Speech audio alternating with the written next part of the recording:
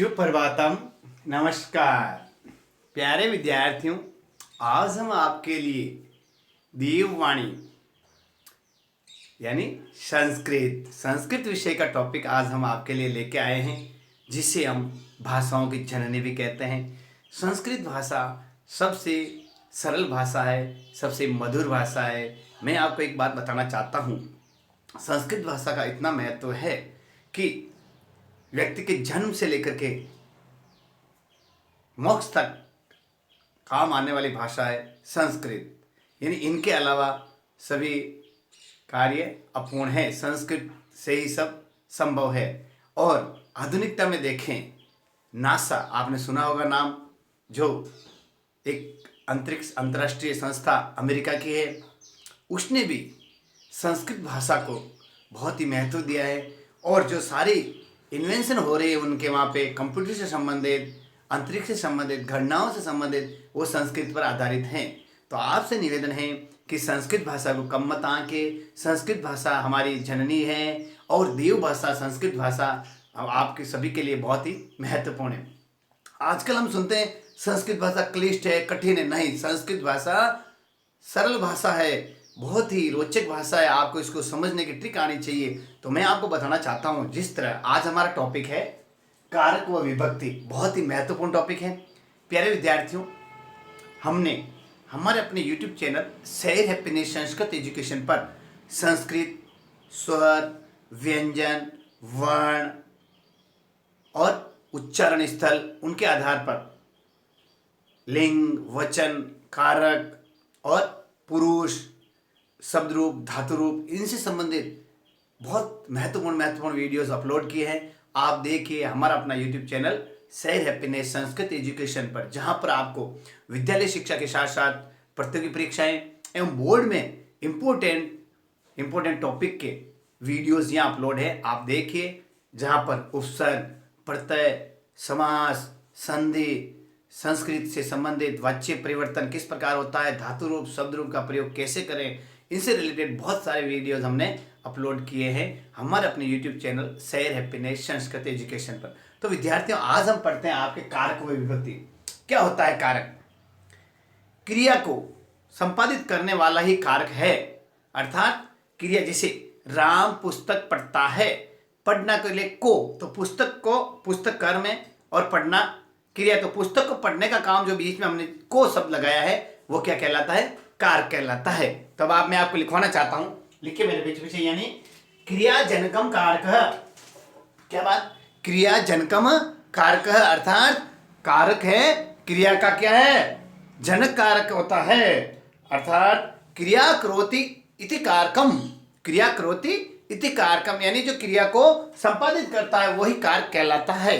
अब मैं आपको बताना चाहता हूं, जिस प्रकार हमने हिंदी में कर्ता, कर्म, करण, संप्रदान, अपादान, संबंध, अधिकरण और संबोधन पढ़ा है, ठीक उसी प्रकार संस्कृत में भी कर्ता, कर्म, करण, संप्रदान, अपादान, संबंध, अधिकरण और संबोधन, ठीक है, इस प्रकार ही होते हैं। तो इनके बारे में आपको महत्वपूर्ण बताना चाहता हूं कि संस्कृत में महत्वपूर्ण कारक कितने बताए गए हैं। मैं आपको बताना चाहता हूं, महत्वपूर्ण बात यह है कि संस्कृत में 6 कारक बताए गए हैं।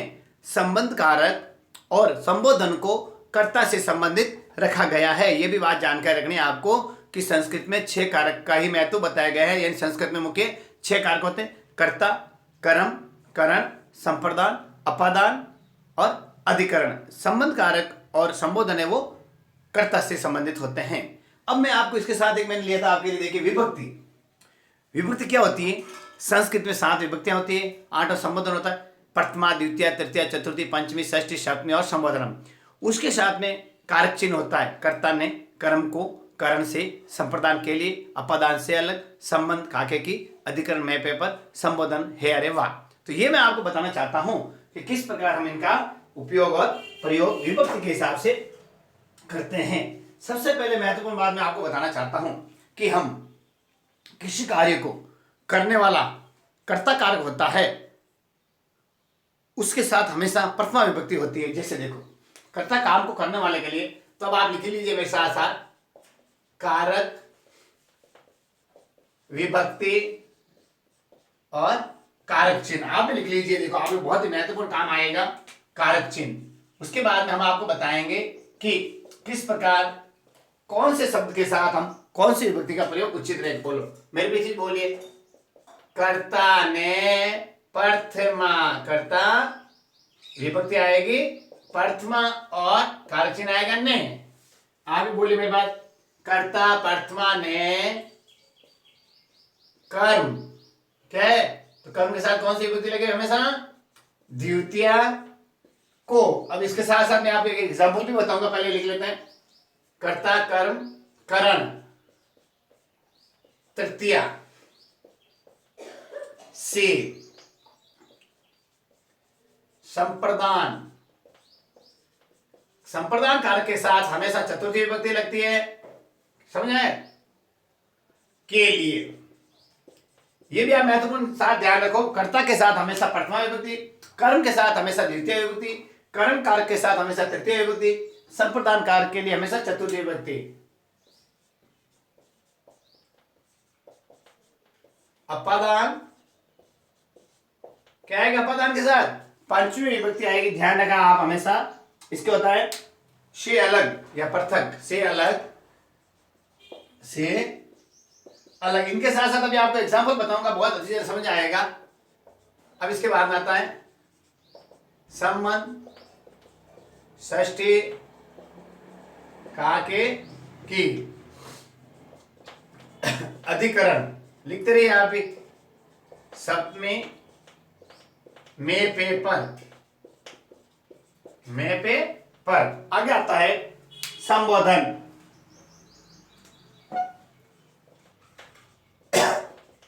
संबोधनम, संबोधन हे, अरे, वाह और ऐसा चिन्ह आता है, ध्यान रखना। अब मैं बताना चाहता था ये संबंध और ये संबोधनम, ये दोनों कारक कर्ता से रिलेटेड है। तो संस्कृत में आपको ध्यान रखना है 6 कारक होते हैं, कर्ता, कर्म, करण, संप्रदान, अपादान और अधिकरण। इस तरीके से अब मैं आपको एक बता, जैसे देखो, देखना, राम पढ़ता है, देखना सेंटेंस देखना, राम पढ़ता है, सिंपल वाक्य लिखा मैंने, राम पढ़ता है। तो काम को, पढ़ने का काम कौन करता है, राम। तो राम शब्द कैसा है, अकारांत पुल्लिंग है, एक वचन है, तो रामः, देखो रामः। अब पढ़ता है, पट धातु, लट लकार यानी प्रथम पुरुष एक वचन, तो पठती, पठत, पठंती, पट धातु में चलता है, लट लकार में, तो पठती, राम पठती।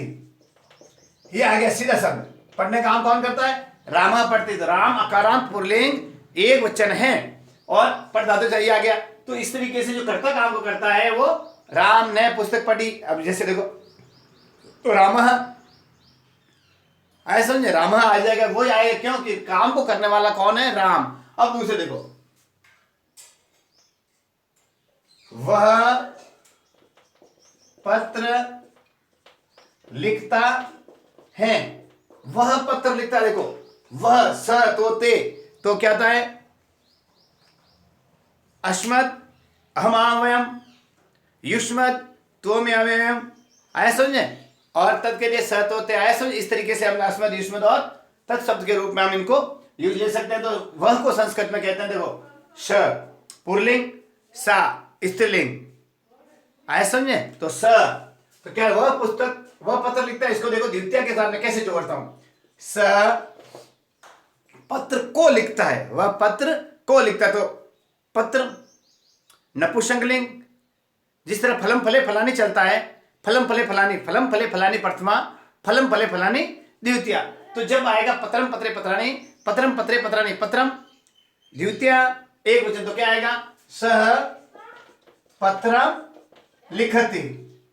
यहां आपके समझ में आ गया होगा, ये पत्रम शब्द है, ये पत्र को, कर्म को, ये काम करना है, उस काम को लिए हमने द्वितीय विभक्ति लिखा। अब देखो कर्ण से। अब देखो इसके साथ साथ में एक और बात आपको लिखवा रहा हूं, नोटिस कीजिएगा। जब कर्ता के साथ हम किस किस का प्रयोग कर सकते हैं, कर्ता कारक के साथ, ये जो पहली विभक्ति है उसके साथ मैं आपको महत्वपूर्ण बात ये बताना चाहता हूं कि जब कृतवाच्य हो, कृतवाच्य ध्यान रखना, कर्तवाच्य में कर्ता की प्रधानता होती है, उसके साथ हमेशा प्रथमा विभक्ति का प्रयोग किया जाता है। जैसे मोहन पठति, मैंने बता दिया। कर्मवाच्य में भी कर्म की प्रधानता होती है, तो कर्ता किसमें चला जाएगा? तृतीय विभक्ति में चला जाएगा। उसी तरह मैं बताना चाहता हूं, यानी किसी कार्य को जो कर्ता करता है उस कर्ता के अनुसार ही हम प्रथमा विभक्ति का प्रयोग करेंगे। लिंग, वचन, पुरुष, वो आपको ध्यान रखना है। संस्कृत में 3 लिंग होते हैं, पुल्लिंग, स्त्रीलिंग और नपुंसक लिंग। संस्कृत में 3 पुरुष होते हैं, प्रथम पुरुष, मध्यम पुरुष और उत्तम पुरुष, ठीक है। जिसे अन्य पुरुष भी कह सकते हैं प्रथम पुरुष को, आया समझे? ठीक, 3 पुरुष, 3 लिंग, 3 वचन, एक वचन, द्विवचन और बहुवचन। इस तरीके से आपको ये सामान्य जानकारी होनी चाहिए। लिंग, वचन, पुरुष से संबंधित, इनसे रिलेटेड भी यदि आपको नहीं है तो हमारा अपने यूट्यूब चैनल शहर अपने संस्कृत एजुकेशन पर पधारिए, देखिए। आपके लिए बहुत अच्छी रोचक जानकारी। ये एक ऐसा प्लेटफॉर्म है जहाँ सभी विषयों की महत्वपूर्ण जानकारी के लिए महत्वपूर्ण टॉपिक अपलोडेड है। आप देखिए हमारा अपना यूट्यूब चैनल शहर अपने संस्कृत एजुकेशन। अब चलते हैं द्वितीय विभक्ति। प्रथमा समझ आ गया। द्वितीय विभक्ति क्या होता है? किसी काम को करने वाला के लिए कारक, यानी काम के लिए, आया समझे? मैं बताना चाहता हूं क्या मतलब है। कर्ता क्रियाम ये सर्वशक्ति इच्छति तस्य कर्म संज्ञा भवति। कर्माणि च द्वितीय विभक्ति, अर्थात कर्म के लिए हमेशा क्रिया के साथ, क्रिया और कर्म के लिए जो कर्म होता है उसके साथ हमेशा हम द्वितीय विभक्ति का प्रयोग करते हैं। अब मैं बताना चाहता हूं सबसे पहले, जैसे देखो, अब आप कुछ शब्द लिख लीजिए। देखो, द्वितीय विभक्ति के लिए महत्वपूर्ण बात बता रहा हूं, देखना कौन सी। द्वितीय के लिए आप लिखिए मेरे पीछे पीछे। जो शब्द यदि कहीं आ जाए, आपको कहीं आपको वाक्य में लिख जाए, तो उसके लिए आप द्वितीय को प्रयोग के लिए बताए। देखो, अभीत, परीत, लिखिए, आप भी लिखिए। यदि वाक्य में कहीं अभीत, परीत, समया, विना, लिखिए, आप भी लिखिए। समया, विना, ये सब जो बता रहा हूं, अभीत, परीत, समया, विना, आप भी नोट करते रहिए। अंतरा, दिक, हा, अंतरा, दिक, हा, यदि ये शब्द आ जाए तो आपको हमेशा उन शब्दों को देखते हुए द्वितीय विभक्ति का प्रयोग करना है। जैसे मैं बताना चाहता हूं, देखो देखो देखना आप, ये मैं लिख रहा हूं ग्राम, देखो ब्रैकेट के अंदर, ठीक है। अब ऐसे खाली जगह, देखो आप प्रश्न बना रहा हूं मैं, ठीक है। मैंने ब्रैकेट में लिख दिया, ग्राम शब्द है, परित, वृक्षा, संति। अब आप वाक्य को देखिए, परित शब्द आया है, तो परित के हिसाब से आपको ध्यान रखना है द्वितीय विभक्ति लिख देनी। गांव, गांव, ग्राम शब्द है, अकारांत पुल्लिंग है, तो इसमें द्वितीय विभक्ति राम, रामो, रामा प्रथमा की तरह चलेंगे। राम, रामो, रामा प्रथमा, तो रामम, तो ग्राम, ग्रामो, ग्रामम, ग्रामम क्या आएगी?